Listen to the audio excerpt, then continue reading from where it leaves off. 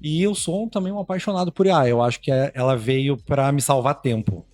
Eu Com falo que eu certeza. tenho tanta coisa que eu quero fazer na minha vida, com tantos lugares que eu quero conhecer, pessoas que eu quero me conectar e coisas que eu quero produzir para deixar a minha marca. E aí ela vai me potencializar para eu conseguir fazer isso mais rápido e conseguir chegar ainda 6 horas da tarde em casa e abrir um vinho para tomar Ô, sem estar com sonho! preocupação.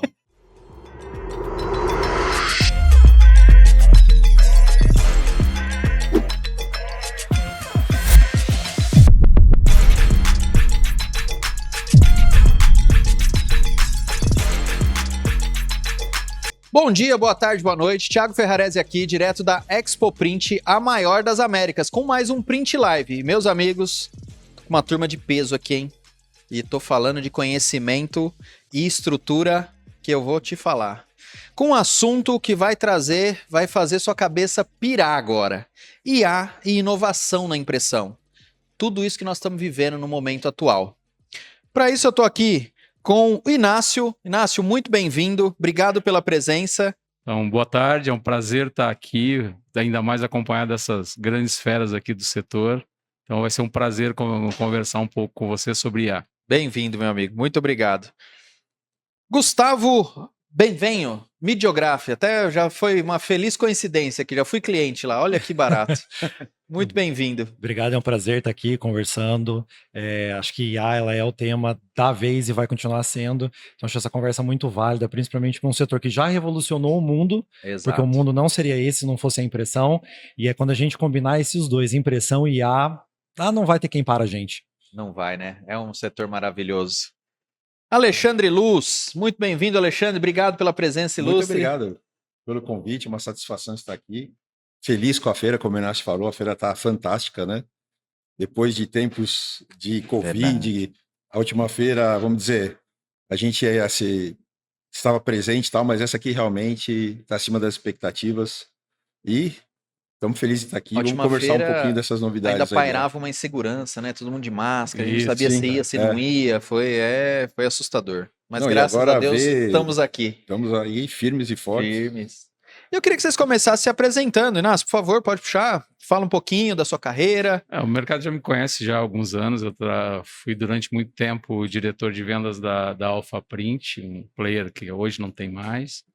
E estou na DGA desde o início do ano, assumi a gestão de vendas, mas eu conheço a empresa desde quando nasceu e acompanhei o desenvolvimento do produto desde quando nasceu também. Então, estou nesse mercado já há algum tempo, agora numa experiência diferente. Então, eu sempre vivi a experiência de vender equipamentos, agora vendendo software, apresentando para o mercado, trazendo uma solução diferenciada, um software que não faz parte da minha história, agora está passando a fazer parte. Mas sempre no mesmo sentido. A gente aqui, eu digo que a gente não vende, a gente é um resolvedor de problemas. Se a gente vender alguma coisa que não vai resolver problema de ninguém, não adianta. Seja com a Miller, por exemplo, que vende as máquinas de acabamento, ou quando eu vendia as máquinas de impressão ou acabamento, a gente tem que resolver os problemas do cliente. É a mesma situação na área de software. Muito bem-vindo mais uma vez, meu amigo. Obrigado pela presença mesmo. Por favor, meu querido. Meu nome é Gustavo Benvenho, eu sou a segunda geração do grupo Midiograph.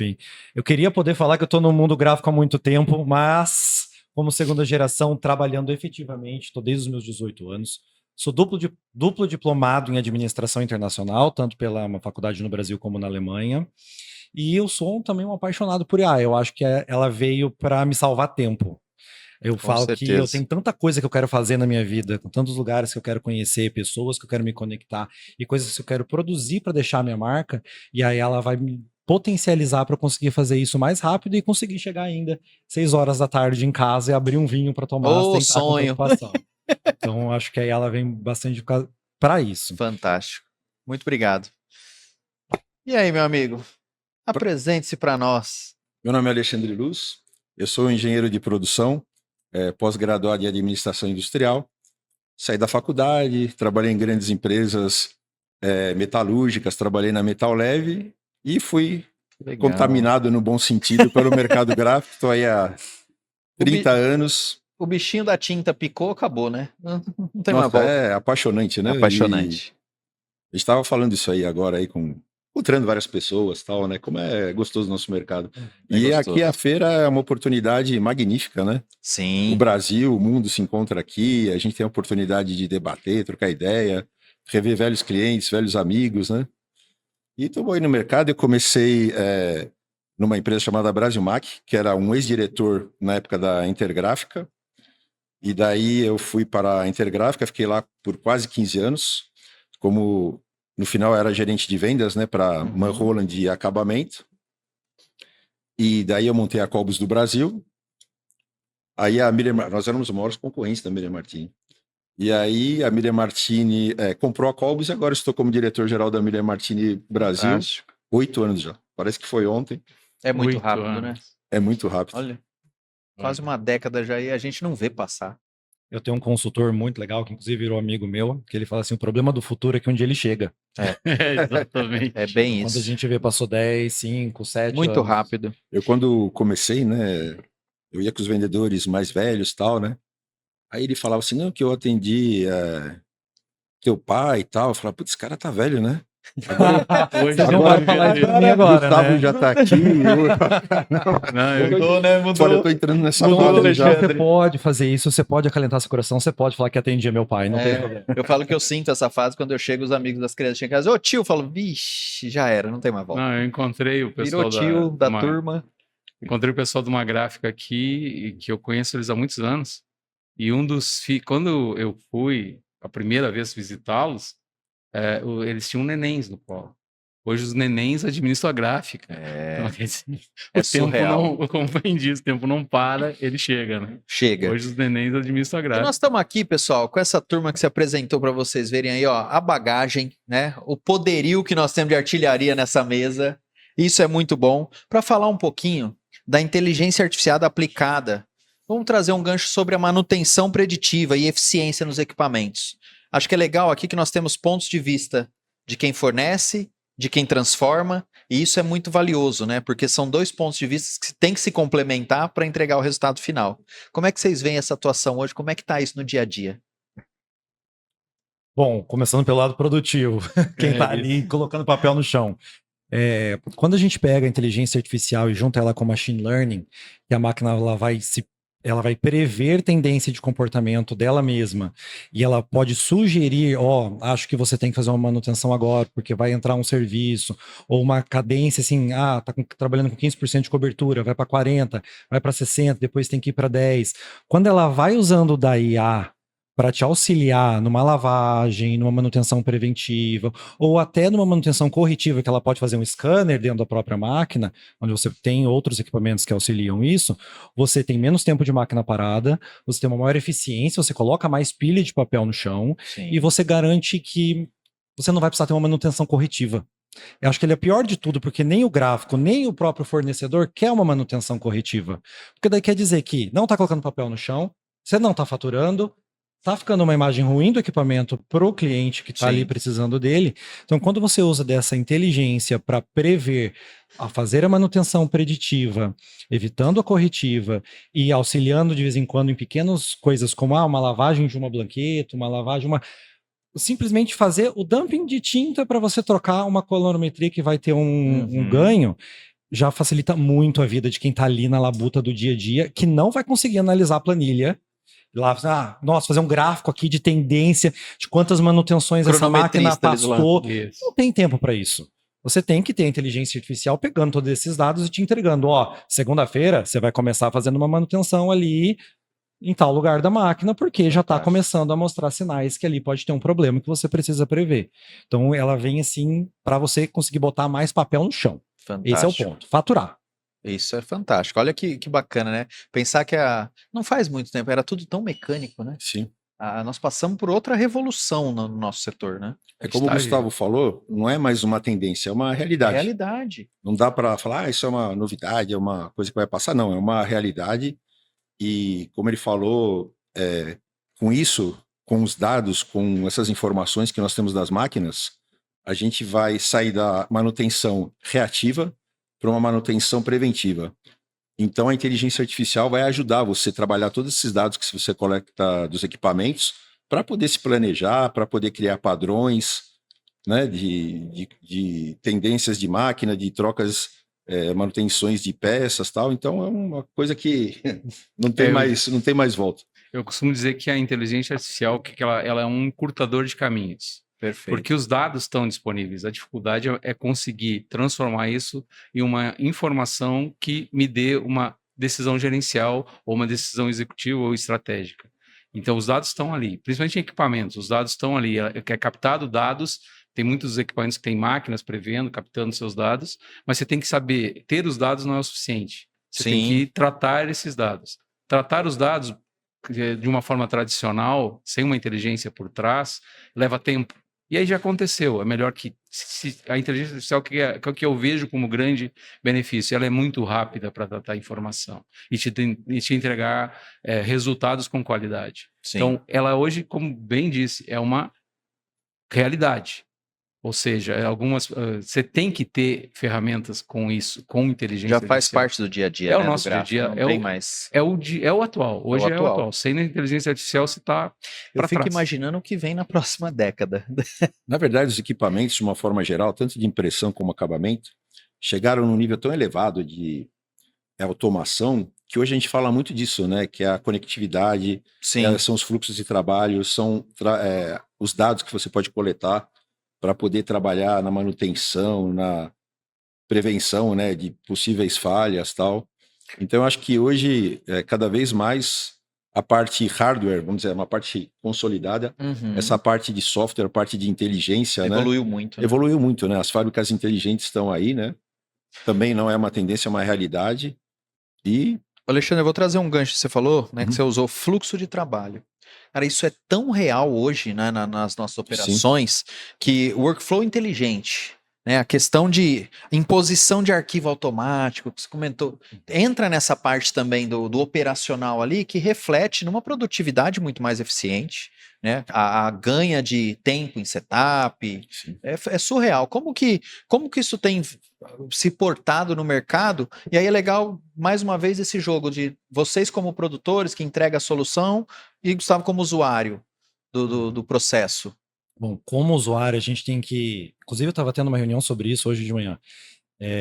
Como que você pega o cliente que quer para ontem e você consegue programação? Porque a programação presume-se que, se eu fechei a segunda-feira às 18 horas, na terça, 8 horas já está tudo programado, lindo, bonitinho. Quase não tem cliente que quer tudo pronto. Para rodar tudo ali perfeito, com melhor encaixe de papel, com melhor encaixe de tinta, começando com menos carregado até o mais carregado, maior tamanho para o menor tamanho. Lindo, maravilhoso. Acontece isso? Não. Então você tem que ter um software que ele vai te auxiliar, mas a decisão final ainda vai acabar sendo o prazo que o cliente quer. Então hoje o sistema ele vem para te dar 80% do que você precisa, mas aqueles outros 20% você vai ter que fazer o humano ali, porque o cliente quer para ontem. Se você não entregar para ontem, né? Ele vai para alguém que faça. Então a inteligência artificial no workflow vem para ela trilhar metade do caminho. E a outra metade depende de uma capacidade humana, principalmente do gerente de produção, pessoal ali do PCP e da pré. Hoje a pré é muito mais importante, que antigamente você falava, não, a pré ali gravou a chapa, beleza. Não, hoje a pré, se não começar ali, com todas as informações para abastecer a máquina, abastecer o machine learning, abastecer tudo, você já vai começar errado. Então, o workflow vai até um ponto e depois vem o humano intervindo, porque você tem desvios comportamentais, que é mercado. Quero para ontem e você vai atender aquele cliente. Acho que a gente pode linkar até uma coisa na outra, que você falou muito bem, da pré-impressão, que é antes ainda, né, do processo. Então, essa para agilizar a aprovação de cliente, também são processos que geram autonomia, né, é um facilitador. Como que interpola isso aí no dia a dia? Pegando um pouco do gancho do Gustavo, né, que ele estava falando, a inteligência artificial, muitos falam, mas ele vai eliminar postos de trabalho. Eu acredito que vai ser uma ferramenta importantíssima, vai ter ainda o conhecimento humano. Acredito também que muitos desses trabalhos repetitivos, realmente a inteligência artificial vai dominar, mas sabendo usar, como você falou, a parte humana e a parte da inteligência artificial, vai ser, vamos dizer, o ponto principal aí para poder desembaraçar esses nós que a gente tem no dia a dia, vamos dizer assim, né? Lá na gráfica a gente está chamando isso de coexistência. E o IA no final de inteligência artificial. Sim, fantástico, bem. E acho que é mais ou menos, é bem o que a gente está passando com a integração, do offset com o digital, é complementar, né? Tem que tudo se complementar. Falando ainda sobre a questão da pré-impressão, a pré-impressão dentro de uma gráfica ela é meio que uma caixa preta. Você sabe quanto tempo vai levar para imprimir, quanto tempo vai levar para acabar, e muitas vezes você não. Um trabalho que chega na pré-impressão, ele pode levar 1 hora ou pode levar 5 dias. É uma incógnita, depende de como chegou, tem muitas variáveis. E o que a gente tem visto, a gente até, o sistema que a gente desenvolveu, tem uma solução que ele vai aprendendo com o usuário. E isso é bom, isso é uma coisa que usa inteligência artificial, que vai aprendendo com o usuário. Ele vai aprendendo conforme é o trabalho que o cliente está enviando, e conforme o cliente e o perfil do operador também, e ele vai guardando essas informações para previsão, para preditivo, né? Para previsão do próximo trabalho. Ou seja, isso começa a abrir um pouco mais essa, entre aspas, caixa preta. Então você começa a ter isso. Então, e o que possibilita isso? Uma inteligência que está trabalhando em cima de como está acontecendo essa produção. Entendeu? Bacana. Você vê como é a luz na caixa preta, né? Exato. Você ilumina ali o ponto, porque é muito legal. Eu fico assim, eu venho do grande formato, é bem diferente da gráfica. Eu fico abismado com o que virou uma gráfica. É surreal, eu acho incrível a capacidade, a demanda e esses fluxos de automação da gente pirado. Tem vindo muita coisa também para comunicação visual, mas eu sempre vi o sistema gráfico, né, muito mais maduro, muito mais evoluído. O nosso ainda é relativamente novo, né, perto do gráfico, grande formato. Então acho que ainda tem muito ainda a evoluir também. Já melhorou demais de quando a gente começou lá 25 anos atrás. Sim. Mas eu vejo a evolução gráfica, é surreal. E hoje os ciclos são cada vez mais curtos, mais né? curtos. A gente pensar, isso vai demorar ainda tal, mas cada vez mais, né? A tecnologia avança, a gente tem que estar, como é que fala? Antenado para poder, né? Entrar e Nós íamos para uma feira lá fora, demorava 10 anos para chegar aqui, né? Hoje, lançou, tá aqui. Hoje a gente está sentindo uma feira internacional. Aqui dentro é isso. É exatamente. Que a gente tem. O portfólio apresentado nessa feira foi surpreendente. Eu fiquei assim, tive numa feira na China no passado vendo, falei, cara, tá tudo aí. Tá tudo aí. Tá tudo material, aqui. Uns foils que a gente via lá, nossa, que espetáculo. Tudo tava aqui. Na outra feira aqui, 1 mês depois. Falei, caramba, acabou, né? Não, muito acabou, rápido. O mundo a famosa mais... globalização tá aí, se coloca. E com tudo isso, o que isso vem mudando na frente para o atendimento ao cliente? Parte de orçamento, parte a dinâmica, né, impulsionada pelos assistentes. Como que tá essa dinâmica? Porque também sofreu uma revolução, né?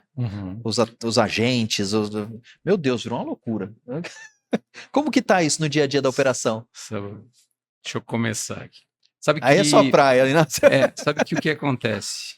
Muitas vezes não é o preço que decide, é a velocidade. A gente vive no mundo da instantaneidade. A gente hoje, desde que começou a você utilizar um smartphone para acessar qualquer coisa, você educou as pessoas a querer clicar e receber uma resposta imediata. Então, a gente vive no mundo da instantaneidade. Então você não pode demorar.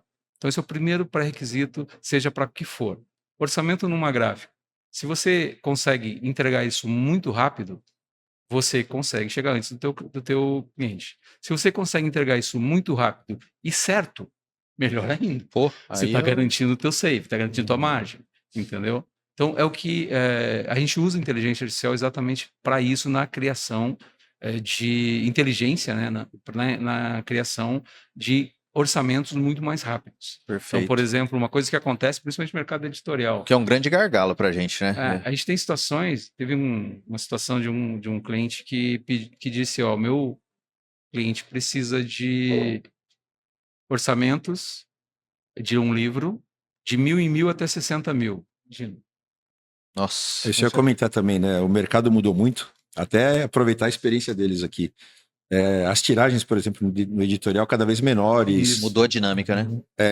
Isso favoreceu o tiragem, digital, microtiragens, tiragens de 1. Então, você imagina o número de trabalhos que você tem que processar num dia. Então, você tem que ter ali uma base, né, de dados sólida, um fluxo de trabalho para poder gerenciar isso tudo. Isso, você tem que ter não dá mais para fazer tudo manual, né? Você tem que ter uma inteligência aí por trás para poder sustentar, né? Não só máquina, mas... Tem um amigo, inclusive, que a gente comentou, né? Que é cliente, ele processa ele tem a gráfica promocional, offset, tudo, mas só de plataforma são 5 mil pedidos por dia processados. Personalizados. Cara, é uma loucura. Se não tiver isso tudo trabalhando por trás, você não entrega, trava.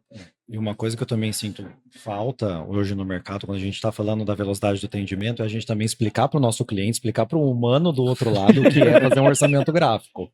Sim. E a pessoa fala assim, eu quero uma caixa do tamanho de um palmo. Qual palmo? Exato. A gente ainda demanda muita informação que os clientes ainda não estão preparados. E é bizarro como as coisas acontecem. Eu cuido também no setor de prospecção da empresa, a gente tem um setor só cuida de lead frio, justamente por causa dessa questão de ensinar, pegar na mãozinha ali, guiar o que é um 4x4, o que é um 4x0, o que é uma capa dura, o que é uma máscara de verniz. De vez em quando ele quer verniz, mas ele não sabe nem que ele precisa fazer isso no arquivo. E aí a gente pega e, do nada, ano passado eu comecei a receber um monte de texto igual lá no setor de solicitação por e-mail. Tudo gerado pelo ChatGPT. As pessoas estão pedindo orçamento gráfico, primeiro conversando com a inteligência artificial para saber pedir o orçamento. E aí começou a vir as mesmas estruturas para mim, que era um livro assim, escrito, falei, gente, como tudo igual, tudo igual. Então a inteligência artificial também tá vindo pro cara aprender a fazer um orçamento, aí tomara Deus que o ChatGPT esteja fazendo certo, para depois vir pra gente, a gente pegar toda esse montante de dado e inserir. Nós somos DGA, então a gente pega esses dados, tem que inserir no DGA e tem que ficar pronto em 10 segundos. Caramba. Se não ficar pronto, o cliente já fechou com outro. Exato. E compra errado, tá? Porque a maioria, de vez em quando, vem falar pra gente assim, eu acabei comprando, chegou com coisa que eu não queria, você pode me atender? Foi por isso que eu queria que você viesse aqui, ver o papel com a mão, não ver só na imagem do WhatsApp. Nós somos dessa... Precisa, né? Essa parte que ele falou é muito interessante, né? Eu lembro no passado aí, a parte promocional, principalmente, né? As grandes gráficas, a Burt, eu lembro que tinha o diretor industrial lá, o Rubens, ele foi deslocado para uma área que é para conversar com o cliente, porque às vezes o cliente pedia coisa que não existia máquina para fazer, não tinha aquele formato, ou não tinha aquele acabamento. Mas é só impressão. Porque é só imprimir, é só o pastel, né? Falou, eu quero uma mesa com 4 cadeiras, mas não fala com que tipo de mesa, se é redonda, se é quadrada, se tem 2 cadeiras, se o banco é de couro, se o banco é de plástico. Tem, né? Tanto aliás aí no meio, né? Não, mas e aí imagina quando você começa a falar em 5 mil pedidos, Nossa, isso vira uma bola de neve. Agora, fazer merchan do meu fornecedor, hein? Sacanagem isso. Teve uma atualização muito interessante, que é justo o que ele estava comentando sobre a questão dos orçamentos, que é o Speed. Então, o cliente fala assim, não, mas eu quero 1.000. Não, mas é o mesmo preço se eu comprar 5 mil, não é? Ou ele pede orçamento para 5 mil e fecha 50. Exato. E acha que é a mesma coisa. E o software veio com essa atualização que foi uma mão na roda, que simula 300 mil opções. Fala para o cliente, qual você quer? Tá aí. Tá aqui. Se você quiser 50, esse preço. E com velocidade, né? Porque antes você ficava ali um dia, 2, 3 dias para fazer o negócio. Isso se fazia agora com essa tecnologia que a gente desenvolveu ali. Passado se fazia por regra de 3, por aproximação, por qualquer. Estava sempre errado. Não tinha precisão, né? Não fechava. Não batia. O pós-cálculo dava pau. Primeiro que gráfico tem pós-cálculo. Vamos começar com isso. Já a maioria dos gráficos nem pós-cálculo faz. Já é exceção. Agora você faz um pós-cálculo com média de orçamento, aí esquece, você não vai ter medida nunca. Não vai fechar nunca. E se você, hoje em dia, se você não medir com essa crise de custos que a gente tem, você não vai ficar competitivo no futuro. Só um fato curioso, você comentou, né? Eu quero uma caixa de 1 palmo, né? Eu tive um cliente, ele visitava os leilões nas fazendas, e ele era fotógrafo. Então ele fotografava o seu Sidney, até já faleceu, ele fotografava o touro, mandava para mim imprimir um banner para ele vender na próxima pro cara. Aí nesse dia ele tá lá e me liga assim, Thiago, eu preciso de um adesivo perfurado pro vidro traseiro aqui do carro de um cliente. Falei, legal, seu Sidney. Qual que é a medida? Ele falou, anota aí. Eu falei, claro. Ele falou assim, altura, 3 canetas Bic e meia. Aí eu fiz assim, oi? Peraí, seu Sidney, já entendi. É com tampa ou sem tampa? Mas ele usou o que ele tinha de padrão, né? Eu falei, ok. Cara, aquilo nunca saiu da minha cabeça. Eu falei, pelo menos, eu falei, só me fala se é com tampa ou sem, que aí eu tenho a medida aqui. O cara se virou, entendeu? Mas é só uma brincadeira que aconteceu. E eu falei, mas foi fenomenal. Eu falei, cara, o cara se virou com o que tinha.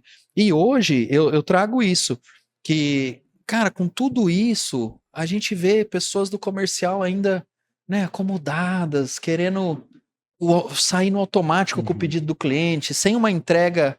Pô, você tem recurso para isso, você tem velocidade hoje. Mas você sabe que a gente está enfrentando um desafio que é a nova geração que está assumindo, é uma geração nativa digital. Nativa. Essa geração não aceita as soluções do passado. Eles querem ter a instantaneidade. É uma geração diferente. Uma geração que nasceu no mundo digital. Sim. E eles estão assumindo os pontos de comando. O nosso amigo aqui. Sim. A prova, eu ainda não sou nativo digital. Eu ainda tive uma infância ali brincando no barro. Então pegou um pouquinho na transição. Mas está chegando essa geração que tem essa sensação de instantaneidade. Se as empresas não se prepararem e usar as ferramentas que estão disponíveis hoje, Sim. Hoje é necessidade. Participei de um evento lá fantástico da Midiograph fez, mostrando possibilidades de inteligência artificial. Vai ter outro agora nesse ano, e que mostra que evoluiu demais isso. E você tem que usar. Você tem que adaptar isso à tua necessidade específica no mundo da impressão, que é onde a gente está falando, e utilizar essas ferramentas. Eu conversei com uma gráfica lá do Rio de Janeiro essa semana, que o primeiro pré-requisito dele foi o seguinte: se eu tiver agentes que eu desenvolvi para mim, vai conectar? Sim, vai conectar. A gente consegue conectar. Porque hoje isso é uma coisa natural. Tá todo também. mundo encontrando formas que no passado você tinha que encontrar um desenvolvedor, não sei o quê. Hoje você usa inteligência e sem lá você tem informação. E você tem os softwares acessíveis para isso também, né? O cuidado que a gente tem que ter, que o Gustavo falou do ChatGPT, é saber conversar com ele. Exato. Se você não tiver imputar a pergunta correta, embasada. Isso aí, matou. É exatamente esse ponto. As pessoas acabam usando... Fazer um bom prompt para... Isso. Você tem que saber um bom prompt. Eu desenvolvi um engenheiro de prompt para mim lá, mas não é o tema, mas eu desenvolvi um.